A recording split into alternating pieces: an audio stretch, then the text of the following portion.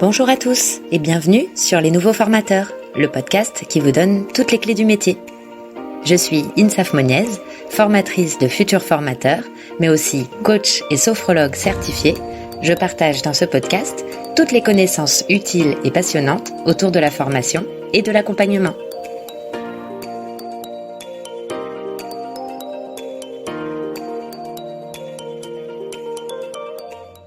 Dans l'épisode précédent, nous avons vu les 3 postures de l'écoute active, à savoir l'empathie, la considération ou regard positif inconditionnel et la congruence.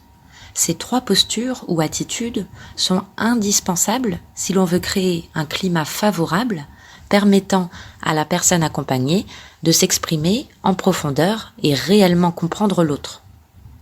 Toutefois, ces postures ou attitudes ne sont pas toujours aisées à mettre en œuvre et à s'approprier.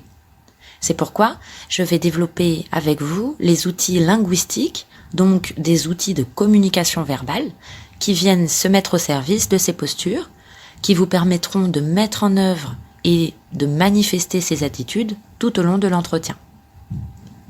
Pour cet épisode, comme pour le précédent, je me base sur les travaux du psychologue Carl Rogers, qui est fondateur de cette technique d'accompagnement. Les outils linguistiques de l'écoute active sont au nombre de 3, la reformulation, le questionnement et les silences. Nous allons maintenant voir en détail chacun de ces 3 outils.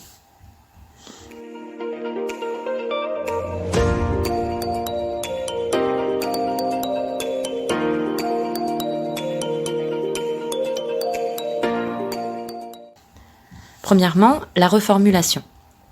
La reformulation consiste à redire avec d'autres mots et de manière plus précise ou concise ce que la personne accompagnée exprime, de façon à obtenir son accord. Il est important d'obtenir la validation de la personne accompagnée pour s'assurer que la reformulation est correcte, que l'on a bien compris ce que la personne veut dire. Cela signifie que l'accompagnant, donc l'écoutant, considère l'accompagné comme la personne la plus au courant du sujet. C'est la personne accompagnée qui est la mieux placée pour parler de ce qui lui est arrivé, de ce qu'elle ressent ou de ce qu'elle pense. Nous reformulons uniquement pour nous assurer que nous avons bien compris. C'est pourquoi il est important de prendre des précautions lorsque nous reformulons, en commençant par « si j'ai bien compris » ou encore « arrête-moi si je me trompe », etc. De manière à ce que l'individu se sente libre de rectifier, corriger ou ajuster si la reformulation ne serait pas totalement satisfaisante ou correcte. C'est lorsque la personne valide clairement la reformulation que nous pouvons être sûrs d'avoir bien compris. Il existe plusieurs types de reformulation possibles. D'abord, la reformulation reflet ou miroir. Il s'agit de paraphraser, donc en utilisant les mêmes mots que son interlocuteur, ou refléter le message de la manière la plus juste possible. Ce type de reformulation permet de montrer un effort de compréhension de la part de l'accompagnant. Nous montrons que nous voulons vraiment comprendre ce que dit l'autre. Donc, par exemple, la reformulation vont commencer par « selon vous » ou encore « vous voulez dire que » ou même « en d'autres termes ». La reformulation résumée. Elle consiste à relever les éléments les plus importants, l'essentiel de ce que la personne voulait dire. Il est primordial de faire cette reformulation à partir de ce qui est le plus important pour la personne elle-même. Par exemple, si je comprends bien, il y a eu plusieurs étapes. D'abord, il y a eu ça, puis, et enfin, c'est bien cela? La reformulation se base sur ce qui est important pour la personne et non ce qui nous semble important pour nous. Troisièmement, la reformulation clarification. Le récit du sujet est l'expression directe de ce qu'il éprouve et il est souvent désorganisé, confus. Cette reformulation consiste à mettre en lumière le sens caché du message, à clarifier le message. Attention, Toutefois, le risque d'interprétation est grand et même parfois inévitable. Et il faut bien prendre en compte que nous pouvons faire des erreurs d'analyse. Donc, la clarification devra être formulée avec précaution sous la forme d'une proposition. Je vous donne un exemple. Quand tu dis que tu en as marre de ça et que tu comptes réagir, je crois comprendre de mon côté que tu ne supportes plus son attitude, que je perçois comme condescendante lorsque tu en parles, et que tu as dans l'idée de le lui dire. C'est bien cela ?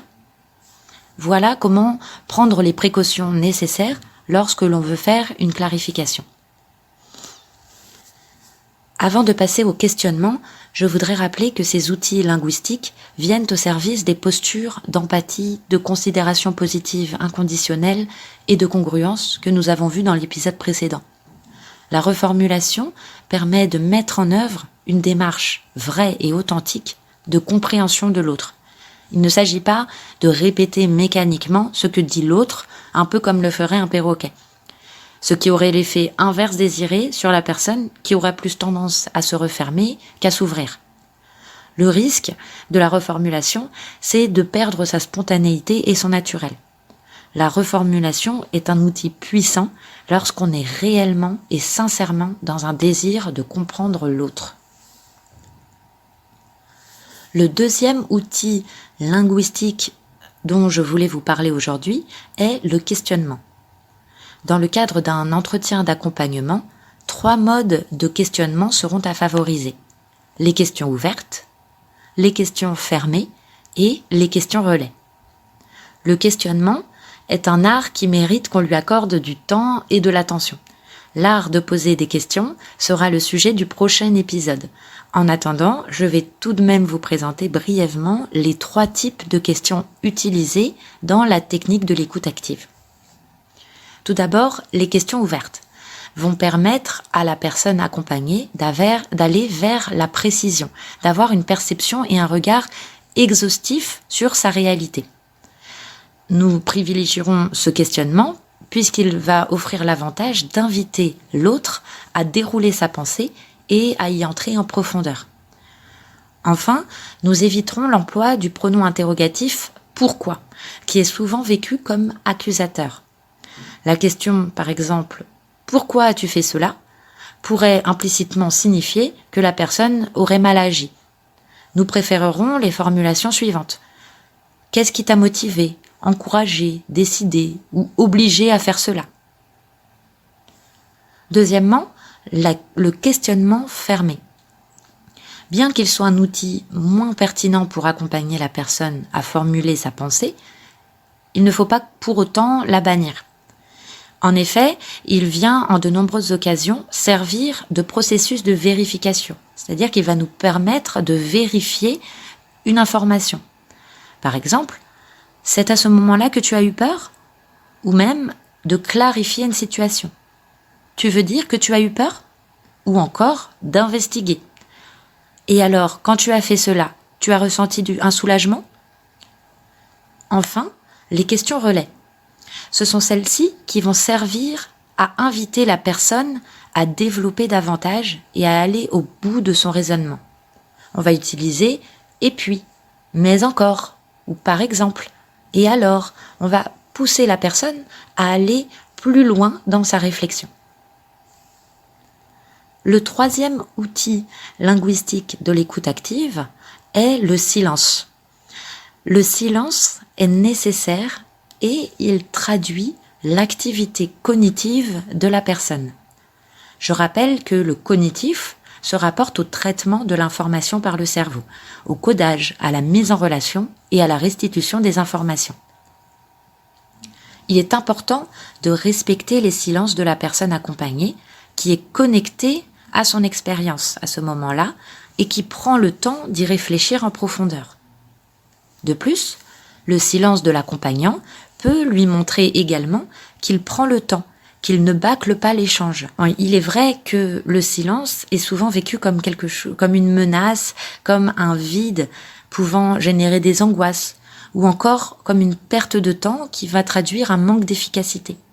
Pourtant, le silence va permettre de laisser la place à la réflexivité, à la prise de conscience, et évitera de les parasiter. Donc, il est primordial d'accepter les silences dans le cadre d'un entretien d'accompagnement.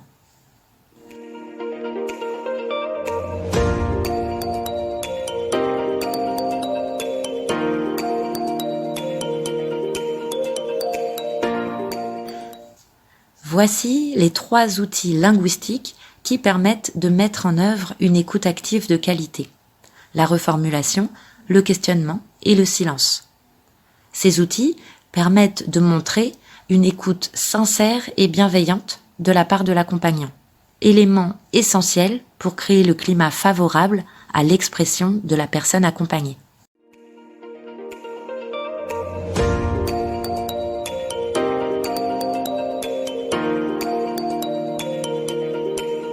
J'espère que ce podcast vous a aidé et vous a plu. Pensez à vous abonner sur la chaîne YouTube pour recevoir toute l'actualité des nouveaux formateurs et n'hésitez pas à partager ce podcast autour de vous. Merci et à très bientôt.